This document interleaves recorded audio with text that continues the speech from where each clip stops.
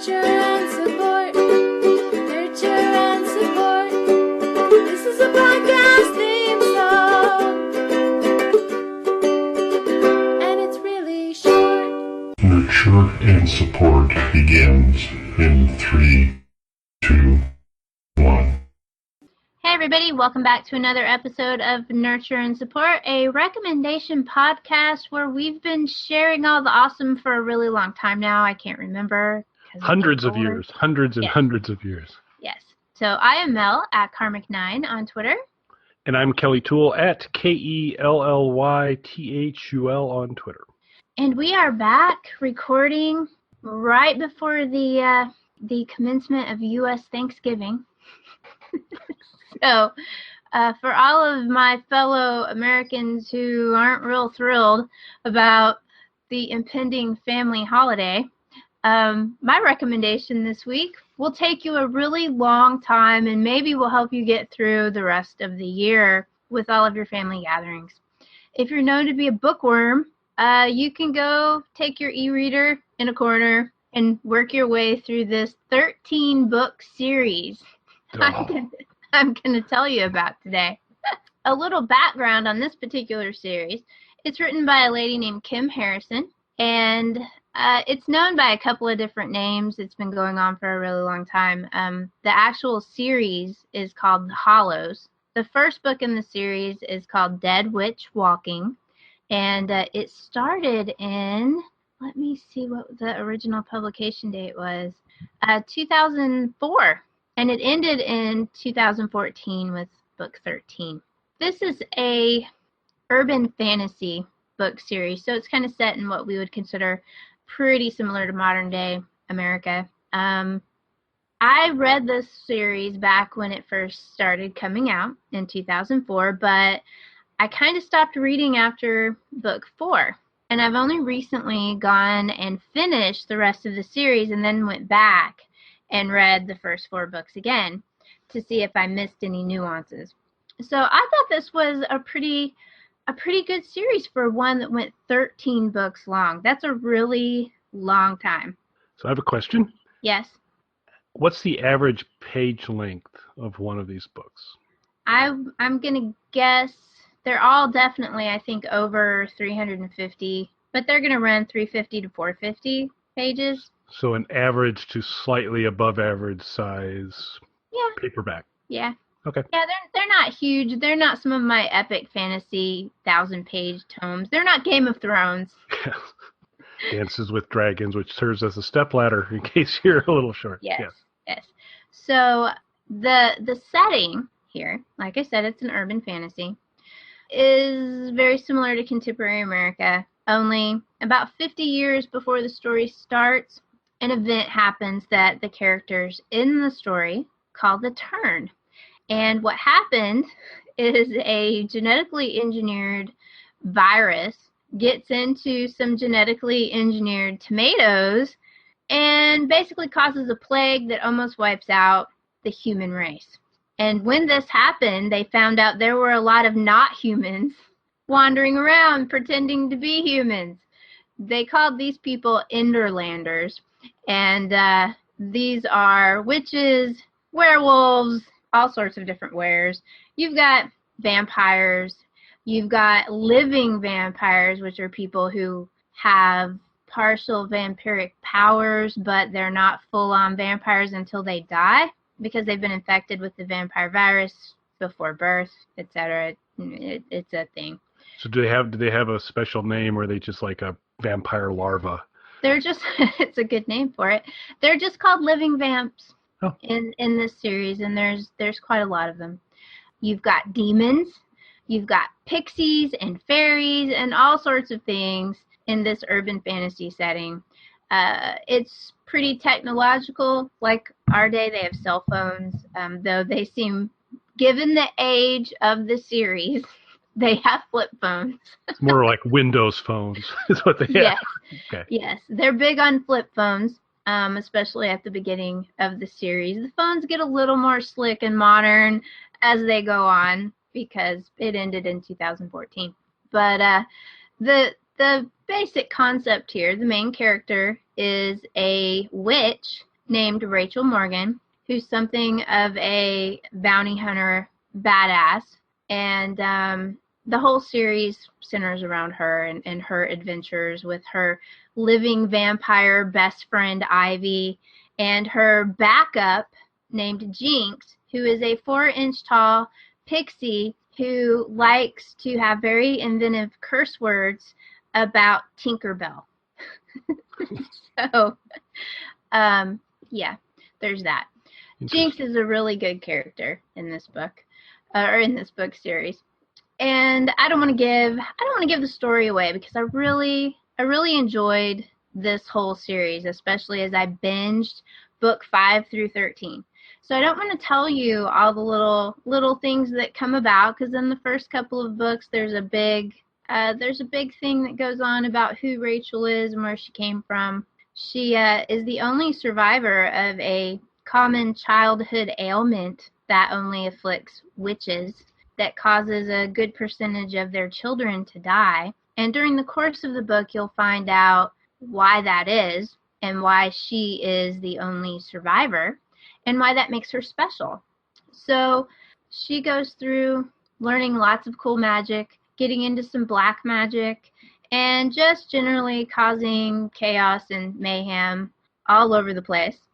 In this world, because of the plague, the humans that remain, which they're not endangered, but they breed really fast, which is a problem for the rest of the supernatural type people who don't breed as fast as humans.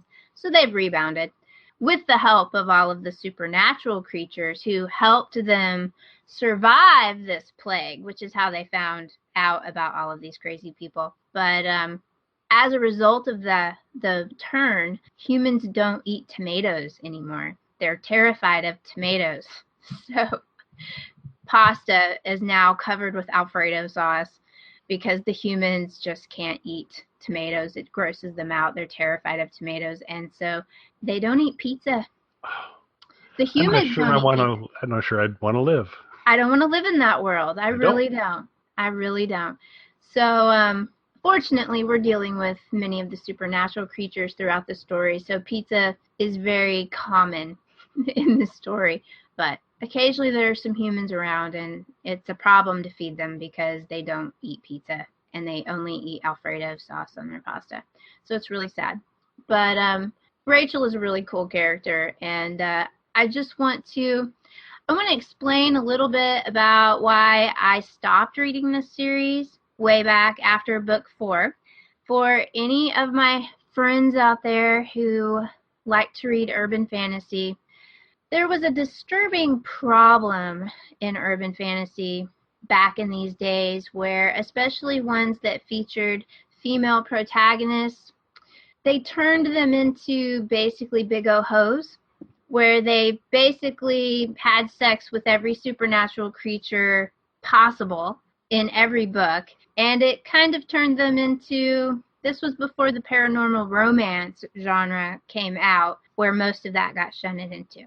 So I know Kelly is now dying to go read this book series, but my point in bringing that up is at the end of book 4, I had a feeling that this was going in that direction. And so I never really finished the series, but I picked it back up in my quest to finish off some of my old book series and found that that wasn't the case. Because you're a completionist. We've established this in previous shows that is. And just fun fact, that prior to the podcasting and that stuff, my main love was rap, and I was a big rapper, and Big Old Ho was my rap name. So that's nice to hear. So I'm glad. Yeah, I knew cool. that. You should bring that back. I'll should work hear on some Big Old Ho. Oh, rap. Maybe we'll work that at the outside bump at some point in time for nurture and sport. Yes. So I don't want to name any names about any other series out there at the time, which had their characters turn into hoes.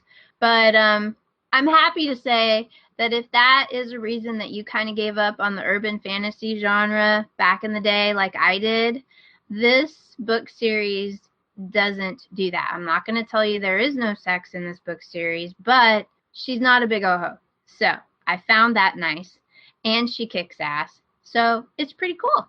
I really think I would love, I actually, of all the books that are getting turned into TV series these days, this is a 13-book series that I think would do very well on TV, unlike another book, urban fantasy book series that they tried to do named The Bitten One, which was a big old pack. Which should be successful on television, usually. Sadly. Yeah. I'm not saying... Yeah, I don't know. I didn't like that series, and I tried because I did read a couple of those books in that series, and yeah, I just didn't like it. So I wasn't brokenhearted when they canceled it. So this is The Hallows by Kim Harrison. 13 books in the series. The first book is called Dead Witch Walking.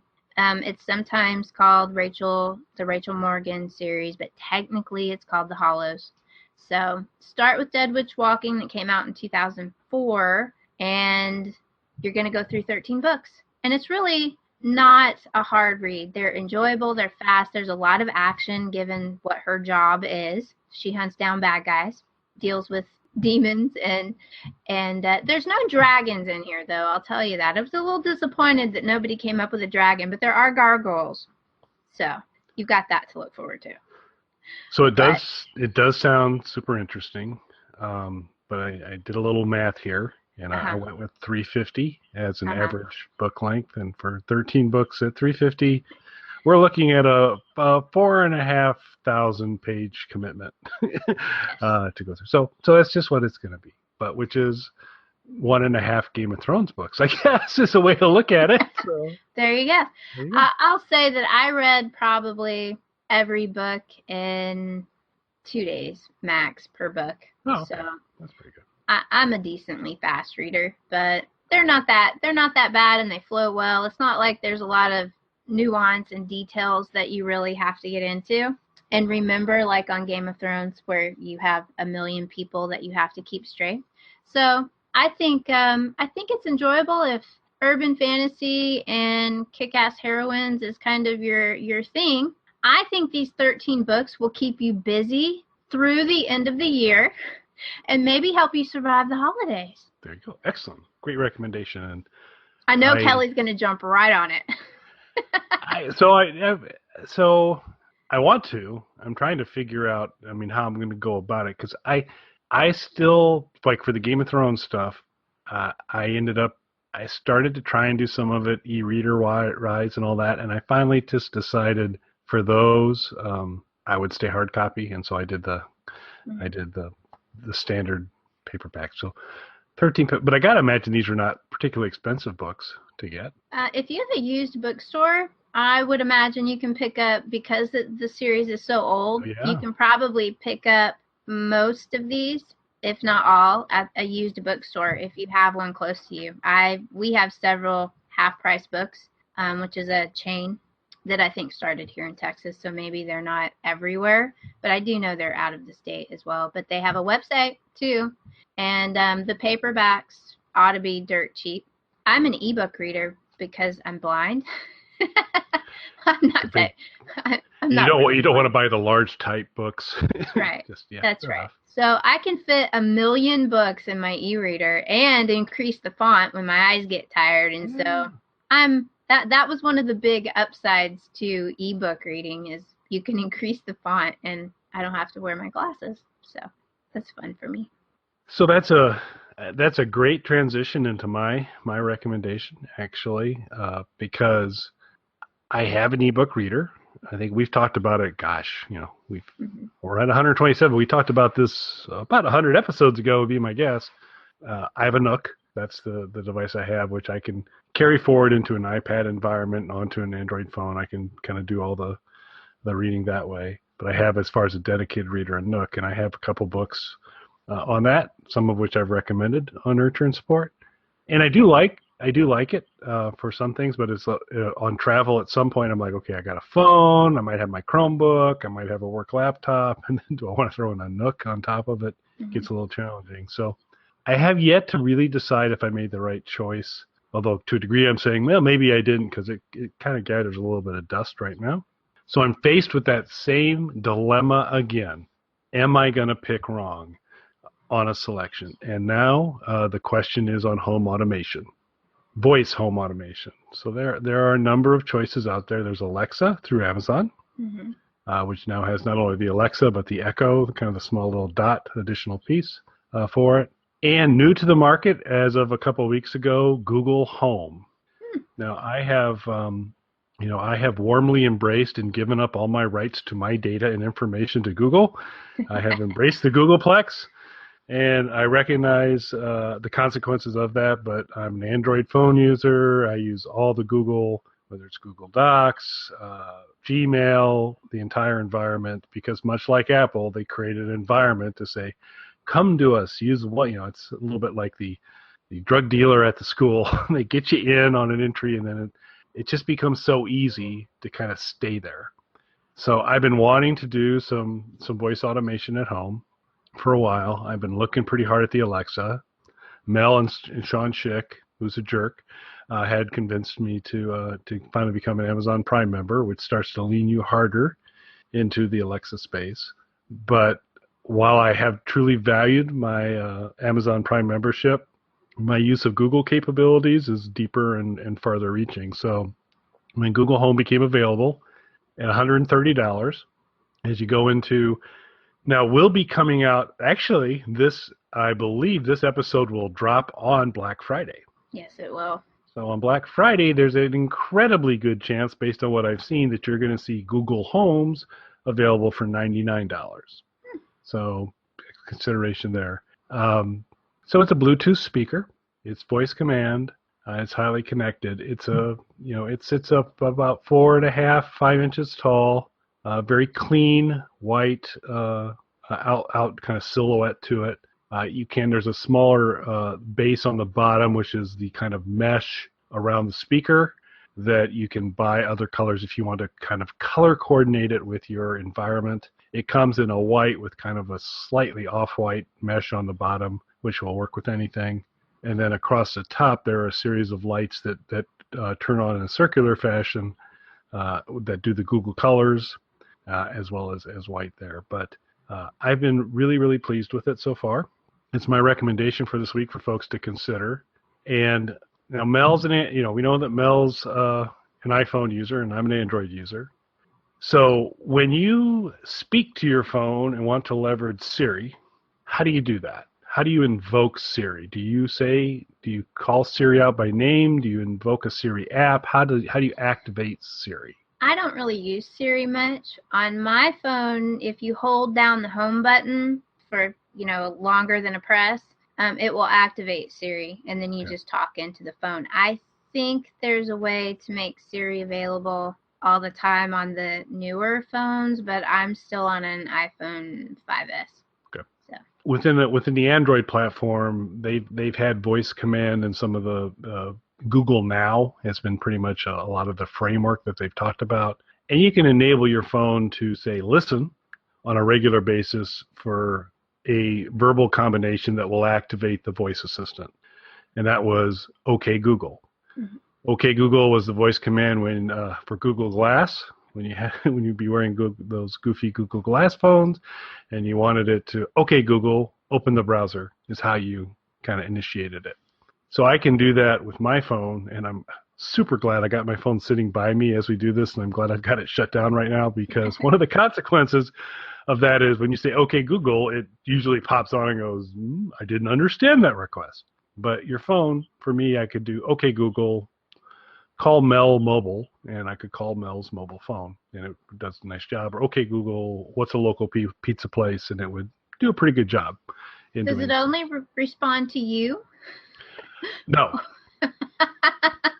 Which so is why, if you're standing too close to somebody who says OK Google to their phone, your phone's going to go, hey, what? Exactly. Yeah. So a very good example. So a couple, kind of why I bring that up is because, like I said, I have embraced the Googleplex. So I've got an Android phone, now got Google Home and all that. Well, if you got a phone that's ready to jump into action when you say OK Google, and now you have a Google Home that's ready to jump into action when you say, OK, Google, you got a problem, because you're not going to have competing technology. So one of the things they did with the Google Home platform is, hey, Google, is now an alternative. So when I have both kind of activated to listen, Hey Google takes me to home, OK Google takes me to my phone if I wanted to kind of target it from there. Same point, though, doesn't matter. It's not a voice recognition. It's listening for Hey Google, regardless if it's in a baritone, soprano, Mickey Mouse voice, Christopher Walken, doesn't matter. Hey Google's going to activate it. And so I was walking out of the house the other day, and I said, hey, I'm going to do this. And all of a sudden, this Google Home voice comes out. I don't quite understand that. And so there's a few false positives where if you're saying hey and okay to any great frequency, and the Google Home will actually respond to either. You can do OK Google or Hey Google. I've done Hey Google to try and keep the separation from there. But I've liked it quite a bit, and then what I really like is that my dad, who I would not depict as a technology wizard by any stretch, he has fully mastered Words with Friends to a large degree, and the nudge in Words with Friends that, hey, you haven't played in 2 seconds, how about you play, type of thing. But he's figured out enough on an iPad to bring up Words with Friends and do that and a couple other basic things, but he's not a tech guy and has no intention to ever become a tech guy. But as I interacted with Google Home, I said, you know what? I think he can use this. And so his birthday was recent, got him that for his birthday and kind of stepped him through. So he's a older guy that's not going to necessarily be super warm to jumping into new technology. But the nice part on these environments is failure basically results in the device saying, I didn't understand the question, or I'm not able to be responsive to that. And so now I've got him sitting here with a piece of technology in his kitchen where he can go, hey, Google, set a timer for 5 minutes, and it'll set that. Or, hey, Google, what's the weather? And, hey, Google, when's the Bears game on? Blah, blah, blah, those types of things. And very easily began to interface with it. So it's a very low barrier of entry to be able to interact. Google Home today, and this will continue to improve, but right now today, things like weather, setting timers, setting alarms, piece of cake. Very easy to do. For home automation, Nest, Google bought Nest. It integrates incredibly well with Nest. It also integrates well with Philips Hue. So the Philips Hue light system, you've got to buy a hub, which runs about $70, and then additional lights, and it can integrate with that hub. There's another brand, and I'll get it to Mel to put in the blog post, but there are some light bulbs available that have all the Wi-Fi connectivity basically built into the light bulb. So you screw the light bulb in, and from Google Home, you're going to be able to go directly to, hey, Google, turn on the dim light, and it'll talk directly to the light bulb to do that. But you can do it with Philips Home. There's also Samsung Smart Things, I believe is the name, which consists of a series of outlets and lights and those types of things. So it's got a good extension into other environments, particularly Philips Hues and Samsung Smart Things and a number of other items, as well as just kind of the general, you can play trivia with it if you want to. You can, I don't know exactly why you'd want to have it count to 10, but you can have it do that. You can say, hey, Google, count to 10, and it's like, sure, and it counts to 10. I haven't really figured out why that's valuable, but it can do it. But it's, hey, Google, did the Bears win today? Hey, Google, what's the temperature? All that good stuff. It does a nice job. So it's not it's not a highly expensive price point. Sitting here at $130 on Black Friday, like I said, you're probably gonna be able to get out there and get it for just under $100. When you start to wrestle with home animation, I think it's worth a look. And so my recommendation is you take a serious look at Google Home as an option to kind of get you going. It's also an outstanding Bluetooth speaker, so it syncs up with Pandora. So shockingly enough, Mel, I know you'll be stunned to hear my primary music command has been, hey, Google, play Alice Cooper. And it will go ahead and hit my Pandora station for Alice Cooper, or They Might Be Giants, or Graham Parker. And I'm through a nice quality Bluetooth speaker, able to listen to music and those types of things. So pretty interesting device. I think more and more we'll find these useful to have in our homes. They're ultimately right now kind of just a fun gadget, and there's some interesting things you can do. But there's a nice utility to it. And whether it's for you or what I have found my experience is, or your parent, there's some times that it can actually be something that they find accessible. And it was always kind of a crapshoot with my dad. I'd say, hey, try this out or try that out. And, if it's a little too complex or it's a little too hard, he'd kind of step away. This one, he just talks to it. And so he's hanging in there pretty well so far. So that's my recommendation for this week. So I assume that they plug into the wall. Do they also work off just battery? I haven't seen that, and it doesn't look like you can take a charge and move it. It does appear that it needs to be outlet connected at this point in time for the Google Home. For there. And kind of like the Alexa series, it's that idea at some point you may need multiple devices on floors and those types of things. But this thing's got a pretty great range that I can be in the basement at the bottom of the stairs, and we have it set up right now kind of in the kitchen. Mm-hmm. I don't have to shout, but I can pretty much just say in a decent voice, "Hey Google, what's the weather?" And boom, it fires right up. So you don't have to be incredibly loud. You need to speak kind of clearly, but you don't need huge volume. It's got the microphones are pretty receptive on it. It has a pretty good range, but once you start talking floors of your house, big ranges. If you're in a ranch and you're pretty far away, left to right in the ranch, you'd probably need to be ultimately looking at multiple devices. Yeah. Well, when you were talking about it having the lights on the top of it, I was envisioning Kit from Knight Rider. That would be cool. It would be. It absolutely would be. These are circular, and it's touch sensitive too. That top, the device looks almost like the old air fresheners. Mm-hmm. Kind of it's a tapering cylinder, and then there's a bevel on the top that has the lights on it that run in a circle with the Google colors or white. But you can circle clockwise or counterclockwise to increase and decrease volume of the speaker. If you happen to set a timer and say, hey Google, set a timer for a minute, or set an alarm for 6 p.m. When it goes off, you get the tone. It's going through. You can just go over and you just tap the top of it and it shuts it down. Cool. It's a pretty fun thing. I haven't really looked at those, given that I'm in the rural wasteland. So that's cool. Amazingly enough, I hadn't even really looked at the Alexa very much. That's a bit of a shock to me, but I know. And they keep pushing it, and I'm just like, that's one more gadget that probably needs my very limited internet access to be useful. So I haven't looked at it. Yeah, and I've come to the determination that I do not need anything to further facilitate my ability to order things from Amazon. Yes. It's like I want some barriers to entry for me to do that because I've been firing off. They push those one buttons. Like put one for the fabric softener by your washing machine. I'm like, that would never work for me. No. I'd have 5 of them by the end of the week. So. Yep, they're just here to help. Yeah, they are. They're about making money, and they've got a lot of mine. So I think that takes us to social media recommendations, which, shocking, everyone. I don't have one this week, but I'm pretty sure Kelly does.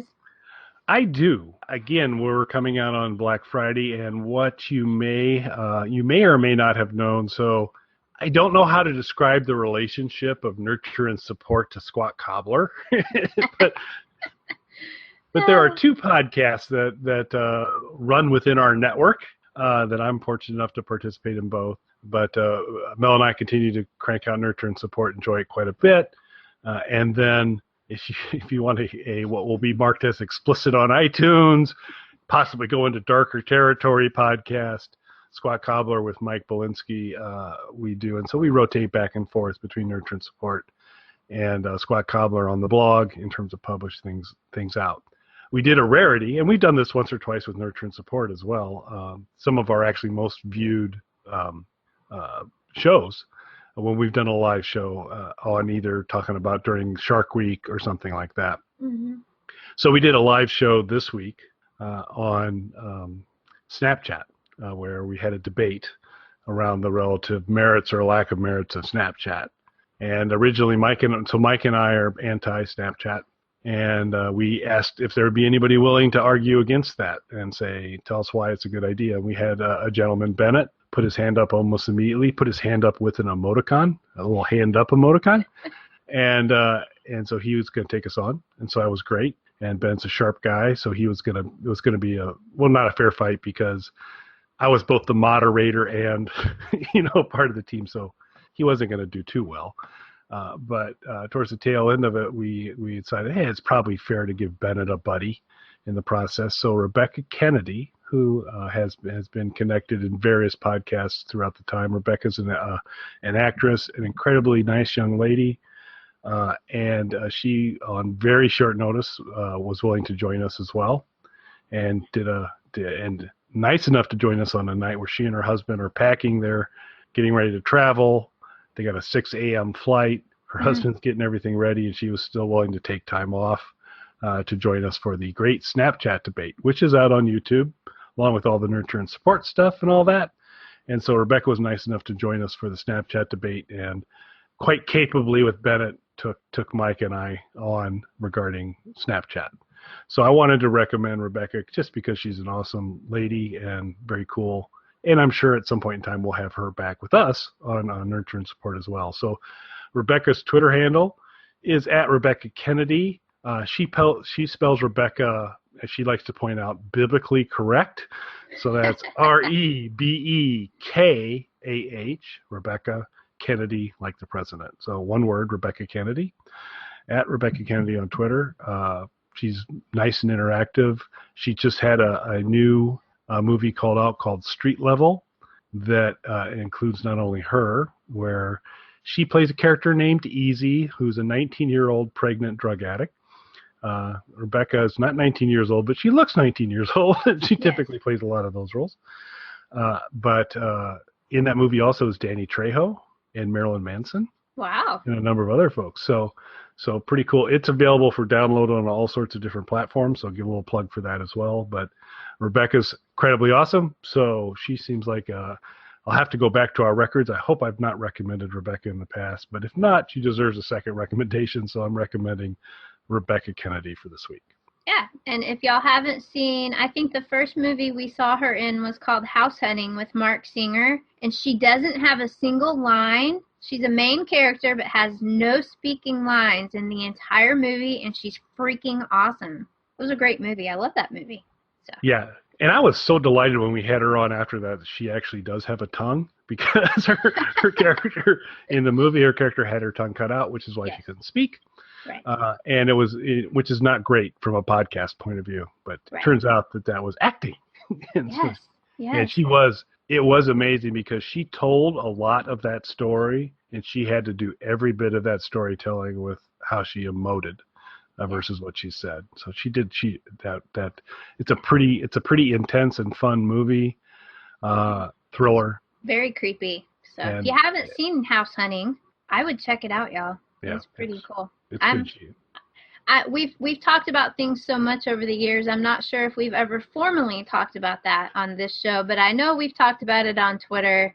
So maybe So I'll visit with her too, because maybe what we can do is we can have her on sometime on a recommendation type format and just talk about she's done a bunch of interesting things, and she could get a chance to talk about that. She's always fun, but she's really nice, very interactive. So that's a good social media recommendation for today. Absolutely. And speaking of creepy and someone who we wish had their tongue cut out, we're going to turn it over to Matt now, who will give you all the information on how you connect to Nurture and Support through iTunes, Stitcher, YouTube. And one of my commitments to the Nurture and Support fans out there is I'm going to try and get a little more predictable on updating YouTube. So we do these. Mel does a fantastic job in editing them, cleaning up me as much as she can. And we get it out on iTunes. You can download it there. You can download it on Stitcher and get it that way. But then I also take the audio track and put it out on a YouTube channel as well, which is another way you can enjoy Nurture and Support. And I've tended in the past to let them pile up and then do a whole bunch, which is something I did here recently again. I'm now completely up to date on Nurture and Support, and Squat Cobbler, so they're all up to date. So my commitment to our listeners is ours release on Friday. That's when they're available on iTunes. That's when they're available on Stitcher. If you want to subscribe and review, please do.